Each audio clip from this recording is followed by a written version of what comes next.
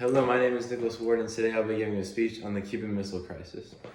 Here's my audience. 1, 2, 3. I'm sure that in some point of your life you've heard the term nuclear bomb or chemical warfare, and I'm sure you've even heard about the possibility of nuclear war on the news. Almost 60 years ago, the world almost saw a nuclear war. During October of 1962, during the Cold War, the United States and the Soviet Union were at the brink of nuclear war. This event is referred to as the Cuban Missile Crisis. To me, the thought of nuclear war is terrifying, and I hope to never have to worry about it in my lifetime. And thanks to a couple scary weeks in October of 1962, we may not have as much to worry about as we thought. To give a brief history on chemical warfare, as World War II was winding down, the United States and Japan were still at war in the Pacific. The deterrent strategy for the United States was to work from island to island to keep getting closer to the main island of Japan. Unfortunately, this caused for a great loss of human life, as every time we invaded an island, a great loss of U.S. soldiers happened. The United States were looking for a better way to force a surrender from Japan. Luckily, this was at the same time as the Manhattan Project, which had already been being worked on by the United States scientists. The Manhattan Project was a group of scientists working together to come up with a much larger bomb than anyone had ever seen before. The revolutionary technology consisted of splitting atoms to make an extremely large explosion, hence the name atom bomb. These scientists had just succeeded in perfect timing for the United States, as a new option was needed to defeat Japan.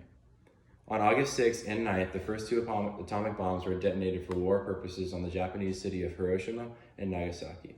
Japan finally surrendered.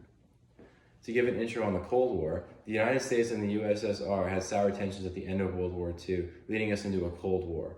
This knowledge of the atomic bomb and sour tensions after the war between the Soviet Union and the United States led to the conflict where the Cuban Missile Crisis stemmed from. One of the major parts of the Cold War was the arms race. The United States and the Soviet Union raced to produce more nuclear weapons than each other to keep the other power in fear of them. The Cold War also consisted of many smaller conflicts between other countries that the two superpowers sided against each other. We had put missiles in Turkey to use as defense weapons against the USSR if needed. However, the USSR then put missiles in Cuba, which were a severe threat to our capital on the East Coast. It was only a matter of time before the United States found out about these missiles pointed right at our coast. According to the JFK Library, in October of 1962, an American U-2 spy plane secretly photographed nuclear missile sites being built by the Soviet Union on the island of Cuba. President Kennedy did not want the Soviet Union and Cuba to know that he had discovered the missiles. He met in secret with his advisors for several days to discuss the problem. And here is my artifact. As you can see, these are pictures from the U-2 spy plane of the Cuban Missile Crisis launch sites in Cuba. This would be one of them, and there were multiple sites. These were pictures taken by the U-2 plane and were given directly to President Kennedy and were later released to the public after the conflict was resolved. After 2 weeks of severe fear and many phone calls and disputes between the Soviet Union and the United States, the Cuban Missile Crisis came to an end as Soviet leader Nikita Khrushchev agreed to remove Russian missiles from Cuba in exchange for a promise from the United States to respect Cuba's territorial sovereignty. After a scary few days, the aftermath of this crisis sparked beginnings of denuclearization between the two nations. According to History.com, less than a year after the crisis ended, the United States and the Soviet Union signed an agreement to end above-ground testing in 1968, and both nations signed a treaty in 1968. This fear of nuclear war still has a bad taste in world leaders' mouths and is a large part on why there are efforts to rid of nuclear weapons today.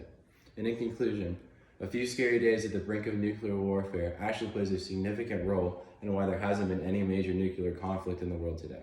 The frightening thought of retaliation after retaliation after retaliation leaves many conflicts at a cold stalemate where neither side uses its power. This leads to the common sense idea of simply ridding of these weapons altogether, which is currently what will continue to happen as human society progresses, hopefully. Thank you very much.